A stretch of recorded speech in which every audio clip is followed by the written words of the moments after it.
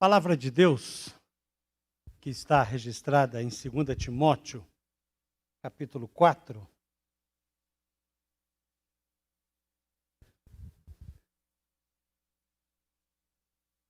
Segunda Timóteo, capítulo 4. Desculpa, 2 Timóteo, capítulo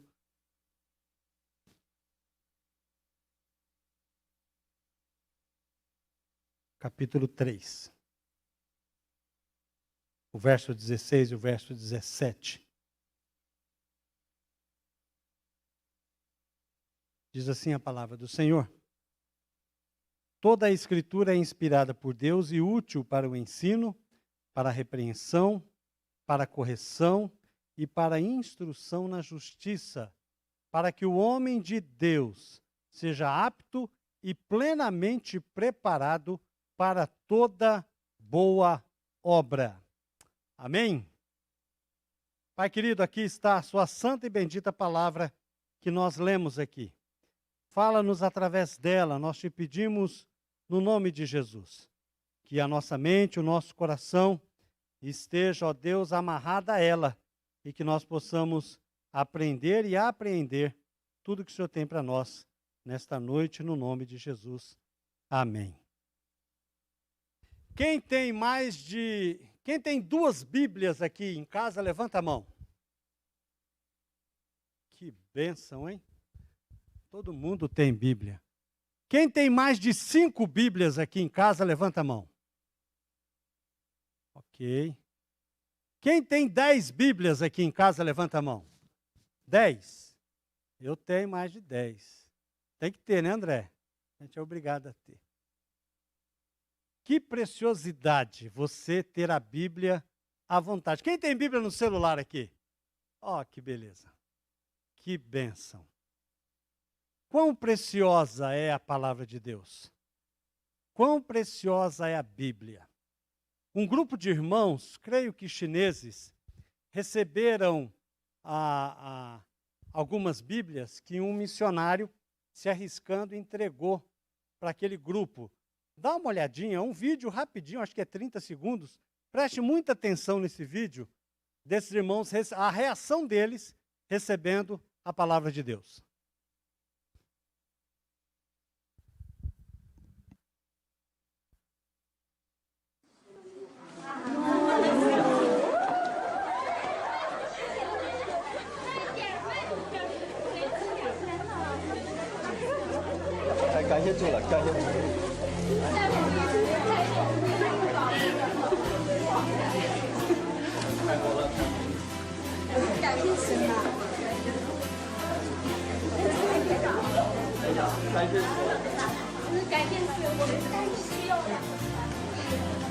当我看到这本书，或者看到了那些帮助我们的弟兄姊妹，他们的血和力上升了。之所以有了这个时候最需要的，这是我们最需要的。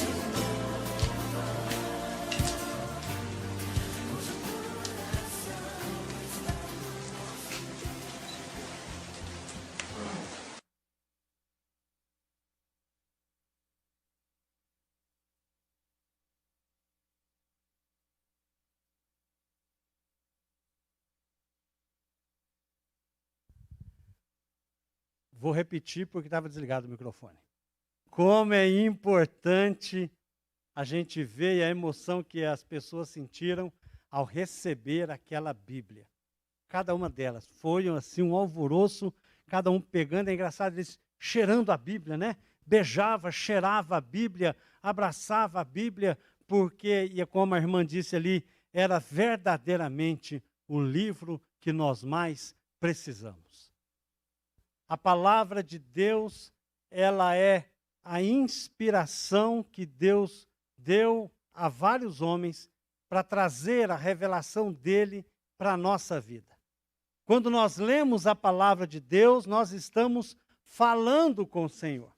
A Escritura é a forma que Deus tem de se revelar a cada um de nós. Se nós queremos conhecer a vontade de Deus, nós precisamos nos apegar à palavra da Bíblia e saber a utilidade dela para nós. É preciosíssima. Use bastante a sua Bíblia. Uma vez eu dei uma Bíblia para uma pessoa, depois de algum tempo lá em Miracatu, eu fui, e aí, e aquela Bíblia? Você está lendo a Bíblia? Eu falei assim, rapaz, aquela Bíblia é tão preciosa que eu não uso para não estragar. Falei, não, usa a Bíblia. Leia a Bíblia, anote nela lá qualquer suas dúvidas, pensamentos que você tem. É importante você manusear, conhecer, cheirar a Bíblia, anotar na Bíblia, porque ela é a palavra de Deus. A Ana Paula, essa semana, quando ela saiu do hospital, ela postou uma foto dizendo, essa aqui foi a minha companheira lá no hospital. Um outro irmão também da nossa igreja que estava internado com Covid, e ele estava assim, dado momento, o coração dele ficava ansioso, e a saturação começava a baixar, e ele começava a cair a saturação. A enfermeira falou, se baixar muito a saturação, nós vamos ter que entubar. Né? E ele falava, lancemos sobre Deus a nossa ansiedade, porque Ele tem cuidado. Ele tem cuidado de mim. Lance sobre Deus a ansiedade. Foi citando as Escrituras e a saturação subia, porque a sua ansiedade baixava. Daí a pouco, voltava de novo a ansiedade e a enfermeira, cuidado, e ele lutava de novo, citando a palavra de Deus, porque a palavra de Deus é poder. Mas ela tem que saltar das Escrituras e pular para o nosso coração e para a nossa mente e fazer aquilo que o texto que nós lemos, ela faz. Se nós permitirmos, se nós deixarmos que Deus trabalhe no nosso coração, através da palavra dele, nós seremos transformados. Preste atenção no texto que nós acabamos de ler, eu li na NVI, quando Paulo vai dizer ao jovem Timóteo, toda a Escritura é inspirada por Deus e útil para o ensino, para a repreensão, para a correção, para a instrução na justiça, para que o homem de Deus seja apto e plenamente preparado para toda boa obra. Meus queridos irmãos, o texto da palavra de Deus diz para nós que ela é útil para ensinar, para instruir as pessoas sobre a vontade de Deus. E quando nós falamos em ensino, pressupõe pelo menos duas características importantíssimas. Primeiro, que o ensino é um ensino intelectual, do conhecimento. Você conhecer a história do povo de Deus, você conhecer a lei de Deus, você conhecer tudo aquilo que o Senhor tem colocado para nós, você ler a Bíblia, você estudar a Bíblia, e claro, mas também ela precisa trazer mudança de comportamento na nossa vida. Ela tem esse poder. A palavra de Deus vai nos dizer que Jesus, no capítulo 5, verso 39 do Evangelho de João, ele vai dizer o seguinte: vocês estudam cuidadosamente as Escrituras, porque pensam que nelas você tem a vida eterna.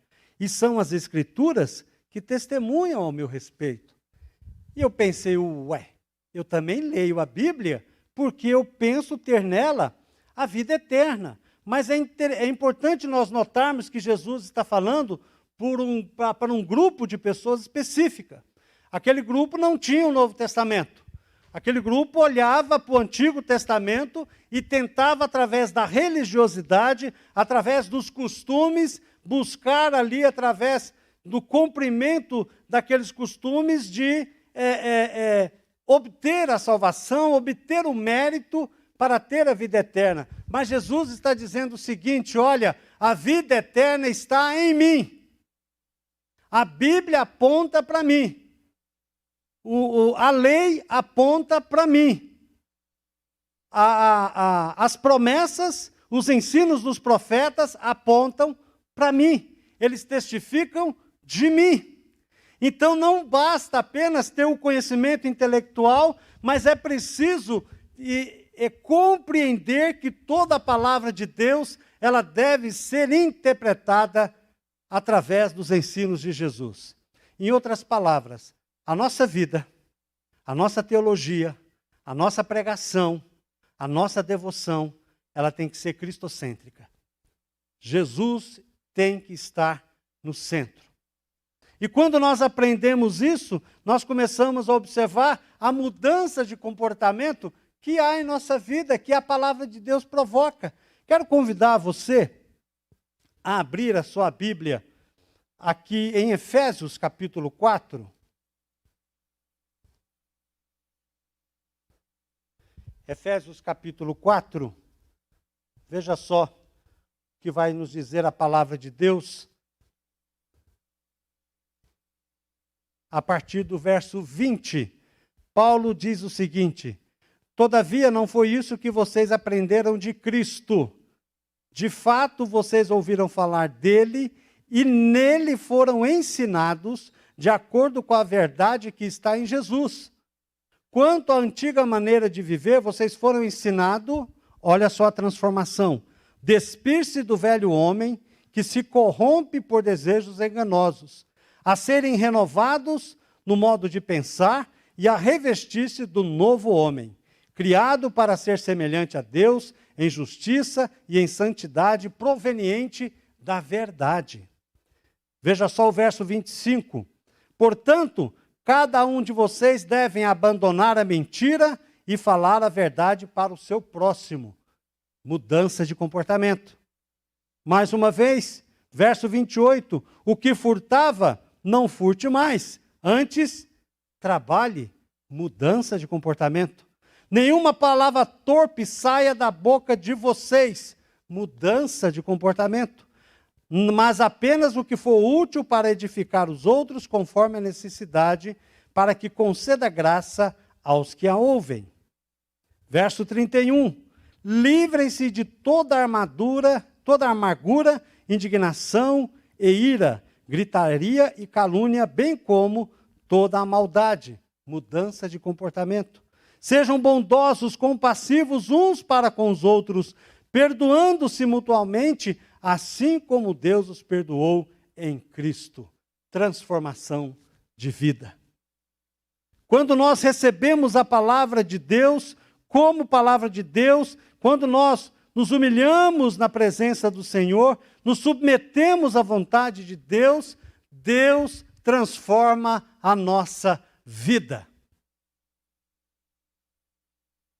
Por isso que o ensino é precioso quando nós aprendemos através da palavra de Deus e colocamos em prática aquilo que nós aprendemos.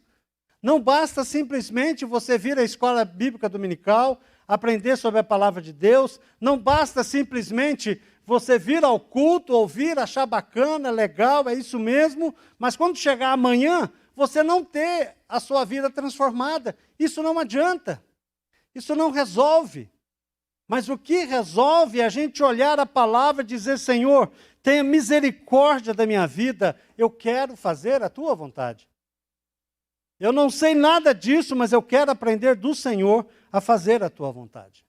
Por isso que o ensino é primordial para nós que queremos andar segundo a vontade do Senhor. Mas o texto vai dizer também que a Bíblia é útil para a repreensão, para identificar e expor o erro, o pecado, a fim de que sejam tratados.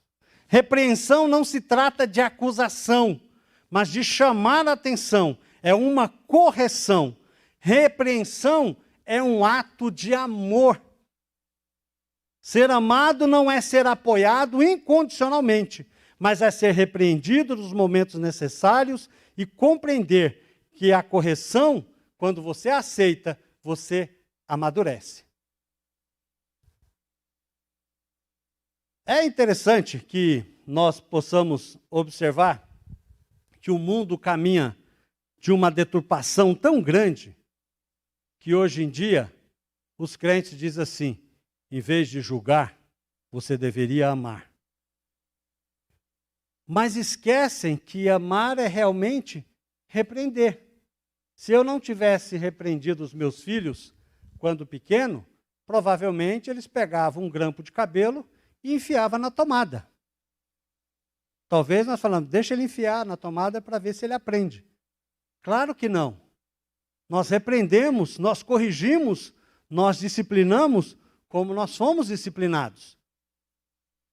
Então é preciso compreender que a palavra de Deus, ela nos ensina sobre a questão da correção. Por isso que é importante o primeiro ponto em você conhecer a palavra de Deus. Porque o próprio Jesus vai nos ensinar em Mateus 18, a partir do verso 15, sobre exatamente a repreensão. Veja só o que diz o Senhor Jesus. Se o seu irmão pecar contra você, vá e a sós com ele, mostre-lhe o erro. Se ele ouvir, você ganhou o seu irmão. Mas se ele não ouvir, leve consigo mais um ou dois, ou os dois outros, de modo que qualquer acusação seja confirmada pelo depoimento de 2 ou 3 testemunhas. Se ele se recusar a ouvi-los, conte à igreja. E se ele se recusar a ouvir também a igreja, trate-o como pagão ou publicano. O que quer dizer aqui? Está dizendo o seguinte, se o seu irmão cair, vai lá e fala assim, mano, vamos junto.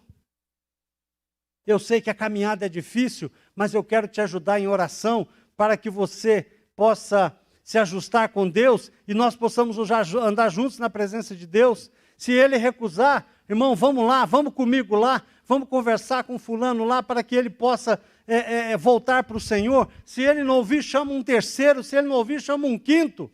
Se ele não ouvir, irmãos, como igreja, vamos orar e vamos interceder para que fulano possa voltar para os caminhos do Senhor. E se ele mesmo falar, não quero saber de vocês, ok, então deixa ele seguir a sua vida. Mas devemos esgotar todas as oportunidades de poder trazê-lo de volta. Sabendo que hoje é ele, mas amanhã pode ser eu. Por isso que essa correção, essa repreensão, ela tem que vir regada de muito amor. Não você com a Bíblia na mão e na parte de cima do púlpito apontando o dedo para ele. Não assim, mas sentar ao lado, chorar com ele, dizer, olha, eu te compreendo, eu sei a sua luta, mas eu quero que juntos nós possamos caminhar e poder vencer. Se você ganhar o seu irmão e quando você ganhar, você dá um tapa na cara do diabo e a igreja é edificada. É por isso que nós precisamos aceitar a repreensão, isso é amor. Amor não é passar a mão na cabeça, esconder debaixo do tapete, não. Quando se tem uma ferida, eu lembro que uma vez eu andava muito descalço lá na minha terra, lá em Goiânia, eu chutei uma pedra. Quem já chutou a pedra descalço? Já arrancou o tampão do dedo assim, grandão? Faz aquela tampa assim, né? Aí o que a gente faz quando é menino? A gente põe a tampa de volta. Né? Põe a tampa, torce para secar, para a mãe não ver e querer cortar e passar metiolate. Então a gente fica numa situação e quando chega em casa e a mãe olha, fala, olha, põe o pé aqui, vamos limpar. Isso aí. E a mãe pegava a bucha assim, e esfregava a bucha, né?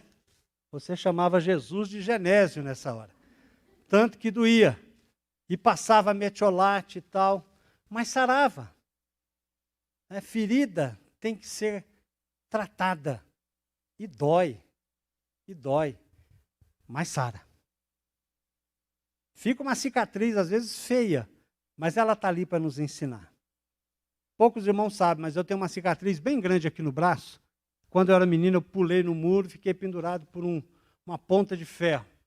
Então, tem um corte aqui, deu mais de 30 pontos. E eu sempre lembro, depois que eu machuquei, que eu me recuperei, eu olhava o braço e eu lembrava, não sube muro. Né? Não sube muro. Tem ponta de ferro e você pode se machucar. É pedagógico isso. Nos ensina a não repetir aquele erro que nós cometemos. Por isso que a repreensão que vem do Senhor, ela é algo precioso. E aquele que é crente, aquele que tem Jesus no coração, ele aceita a repreensão, porque ele sabe que ela vem do Senhor. Mas quando a pessoa não é do Senhor e ela não aceita a repreensão, ela vai agir como João 3,20. Quem pratica o mal odeia a luz e não se aproxima da luz, temendo que as suas obras sejam manifestadas. Quando você vai repreender, a pessoa dá em você um coice, né? Ela vai te repreender, ela, olha, não quero saber, mas nós precisamos aprender que a disciplina vem do Senhor. Hebreus 12:6. O Senhor disciplina quem ama e castiga todo aquele a quem aceita como filho. Aceite a disciplina que vem do Senhor. Ela está na sua vida porque Deus ama você. Isso é algo muito precioso, irmãos, porque quando a gente começa a pensar nessa questão de disciplina, nós começamos a olhar o texto da palavra e o texto vai dizer que o Senhor ama e Ele disciplina porque Ele ama, significa que você é filho de Deus. Significa que você é crente. Se o pecado que você comete te acusa, o irmão vem falar para você, olha, você está errado, você precisa consertar, precisa voltar para o Senhor. Isso é Deus que ama você, é sinal que o Senhor se importa com você, porque se o Senhor não se importasse com você, Ele nada ia te acusar. Mas se Deus aponta o seu erro, é porque Ele quer corrigir você, Ele quer abençoar você, Ele repreende você, porque Ele te ama. O texto vai falar também sobre correção, mostrar a diferença entre o certo e o errado, e instruir a pessoa no caminho que agrada a Deus. Êxodo 20:12 diz, honra o teu pai e tua mãe, a fim de que tenhas vida longa na terra que o Senhor Deus te dá. Preste muita atenção. O Senhor mostra para nós aquilo que é certo e aquilo que é errado. E o Senhor nos ensina a andar no caminho certo. E quando nós andamos no caminho certo, nós somos abençoados. Olhe como está a situação da família no mundo. Olhe como estão os casamentos, os relacionamentos conjugais, os relacionamentos de pais e filhos. Olhe o lar. Veja o que o governo, o que uma minoria de LGBT ou de gêneros quer fazer com a família. Eles querem destruir a família. E eles vão destruir se eu e você não nos posicionarmos. Vai destruir. Se eu e você não proteger a família, o conceito, o princípio bíblico da família, se eu e você não nos colocarmos numa posição de, a partir da nossa casa, guardar a nossa família, eles vão destruir. Porque o projeto é satânico. É do diabo o projeto. Por isso que quando nós olhamos para a Bíblia, você que é filho, e todos nós somos filhos, o Senhor nos ensina, honra teu pai e tua mãe, a fim de que você tenha vida longa na terra, que o Senhor Deus te dá. Ora, honrar pai e mãe é o primeiro mandamento com promessas. E quando nós olhamos esse mandamento, e nós observamos que como ele é real na nossa vida hoje. Dá um pulinho no cemitério. Vê lá a idade das pessoas que morreram. Um dia eu fui no cemitério, estava passeando, eu morava ali no cemitério das Lágrimas ali, e eu passeando ali e tinha um rapaz limpando lá, alguém que trabalhava lá, e eu perguntei para ele assim, qual a média de idade das pessoas que são enterradas aqui? Ele falou, a maioria é entre 13 e 23 anos de idade. Eu falei, é mesmo? Eu achei que era idoso. Ele falou, não, e a maioria morre ou de acidente, ou assassinado, né, ou droga. Percebe a palavra de Deus? Honra teu pai e tua mãe.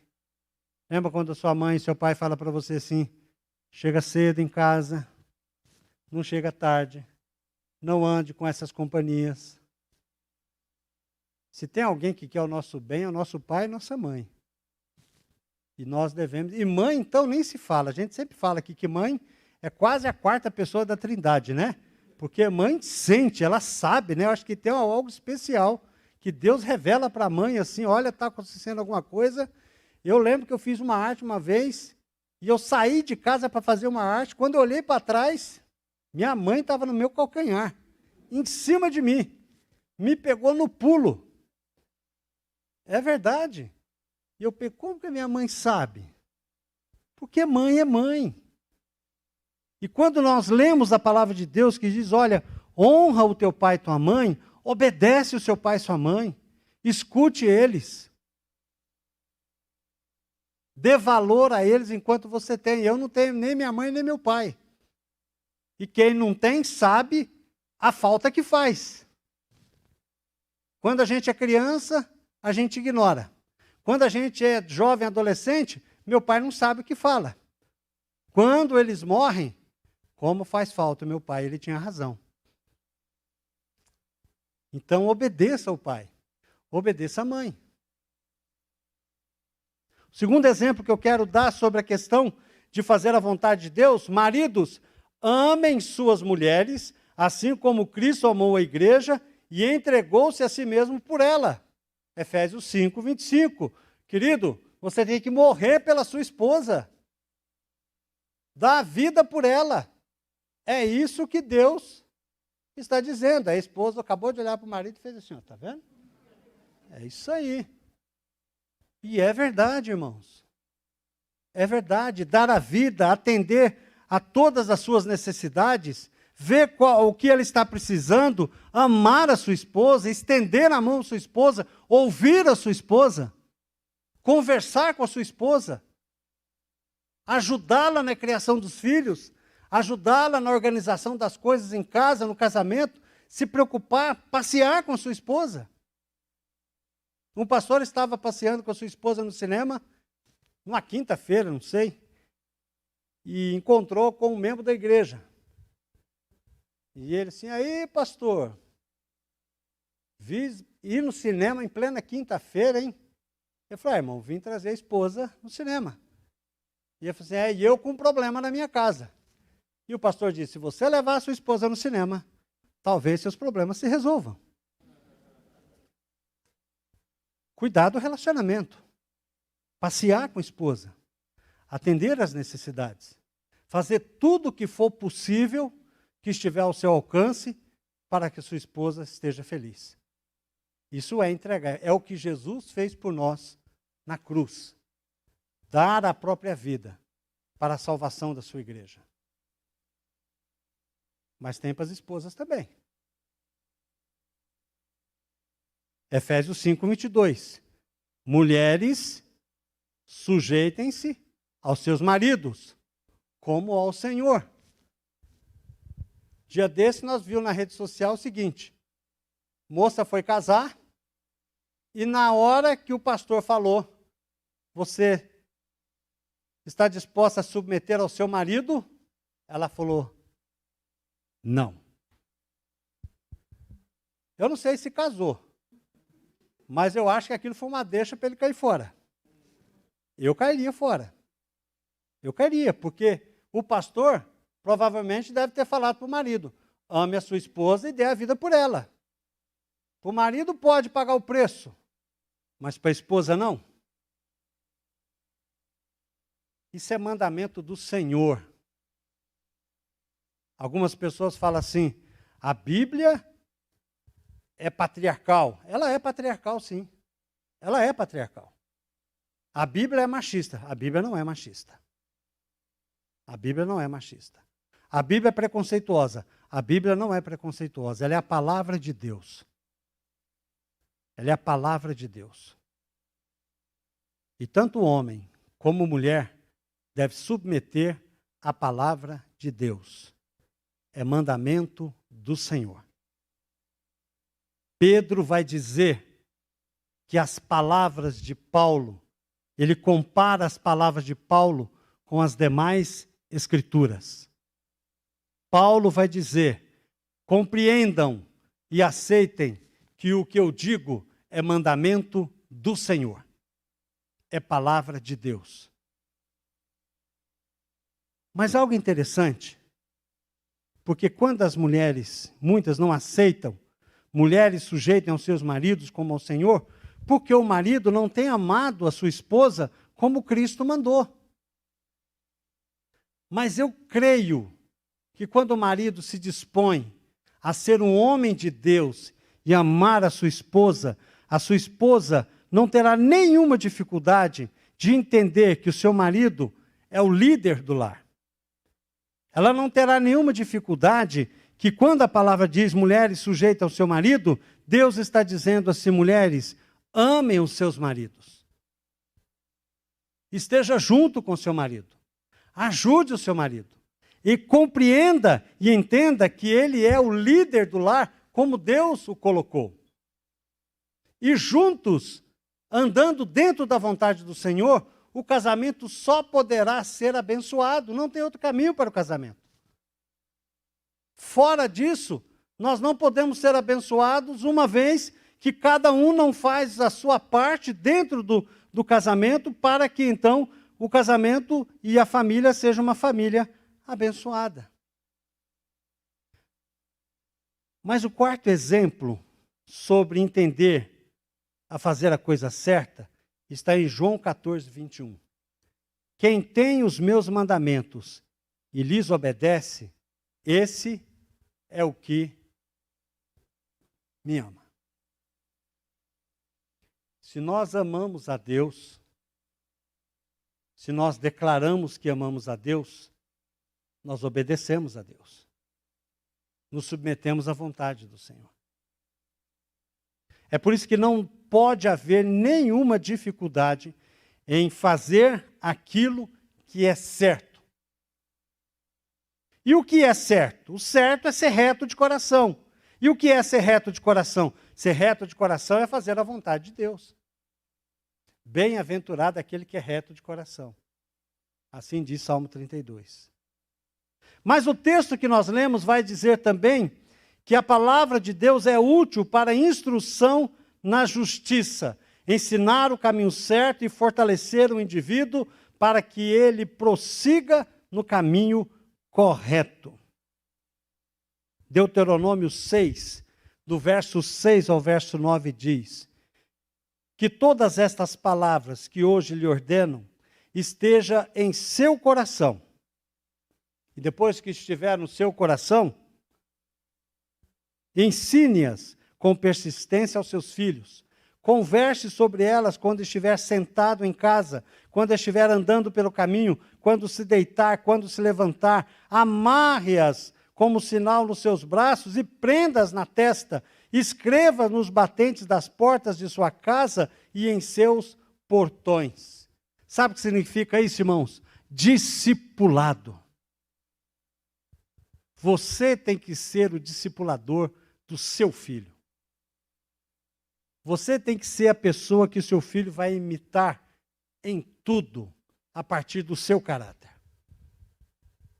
Então nós precisamos entender que a palavra de Deus, ela é útil para transformar a nossa vida e transformar a vida daqueles que nos cercam, porque uma vez que eu e você recebemos Jesus como Salvador, não recebemos para ficar deitado eternamente aí numa rede esperando Jesus voltar, mas trabalhar ensinando a outros a todo momento a palavra do Senhor. Através da sua vida e através da pregação da palavra de Deus. A palavra de Deus, ela é útil para que o homem de Deus seja perfeito. Para que o filho, a filha de Deus, tenha o seu caráter moldado e se torne cada vez mais semelhante ao de Cristo. E quando nós observamos essa transformação, a gente começa a ver a transformação do nosso coração, da nossa vida, do nosso comportamento, das nossas relações, do nosso temperamento. Tudo isso é transformado à medida em que nós caminhamos e o nosso caráter vai sendo transformado de acordo com o Senhor. Ora, nós já sabemos que o caráter do Senhor está expresso em vários textos, mas um texto muito especial que se diz do nosso relacionamento com Deus e do nosso relacionamento com o próximo, está em 1 Coríntios, capítulo 13, do verso 4 ao verso 7, que diz: o amor é paciente, o amor é bondoso, não inveja, não se vangloria, não se orgulha, não maltrata, não procura os seus próprios interesses, não se ira facilmente, não guarda rancor, o amor não se alegra com a injustiça, mas se alegra com a verdade. Tudo sofre, tudo crê, tudo espera, tudo suporta. O homem de Deus perfeito é entender que isso é uma busca. É entender que a nossa busca é ser cada vez mais parecidos com Jesus. Cada vez mais expressando o caráter de Jesus. Cada vez mais agir de tal forma com que as pessoas possam entender quem é Cristo através da nossa vida. E, em último lugar, a Bíblia também é útil para que o homem de Deus seja plenamente preparado para toda boa obra. A sua conduta moldada a fazer o que é certo e o que é bom aos olhos de Deus. O homem de Deus, a mulher de Deus, crente, pertencentes a Deus, incansáveis em querer fazer a vontade do Senhor. Sabendo que o Senhor a todo momento está disposto a abençoar e preparar plenamente para que ele esteja apto, como Jesus estava apto, de fazer a vontade do Senhor. Sabendo que precisamos ter zelo pelo próximo, defender a sã doutrina, cuidar do nosso próprio lar, zelar pelo nosso casamento, renunciar ao pecado, ter uma vida santa, que seja instrumentos de Deus, que as suas palavras sejam carregadas de graça e de bênção, que estejamos com as nossas mãos estendidas, orando e abençoando as pessoas, intercedendo pelo nosso país, intercedendo pelo nosso governo, pedindo que Deus possa abençoar a nossa nação e que Deus possa usar a nossa vida para que nós possamos realmente refletir o Evangelho, o amor, a graça e a misericórdia do nosso Senhor. Pastor Hernandes Dias Lopes, em seu comentário bíblico sobre a segunda carta de Timóteo, sobre esse texto, ele diz algo muito interessante. A Bíblia é o livro dos livros, inspirada por Deus, escrita por homens santos, concebida no céu, nascida na terra, odiada pelo inferno, pregada pela igreja, perseguida pelo mundo e crida pelos fiéis. A palavra de Deus é infalível, inerrante e suficiente. É vencedora e invicta em todas as batalhas. Tem saído ilesa do ataque implacável dos críticos e das fogueiras da intolerância.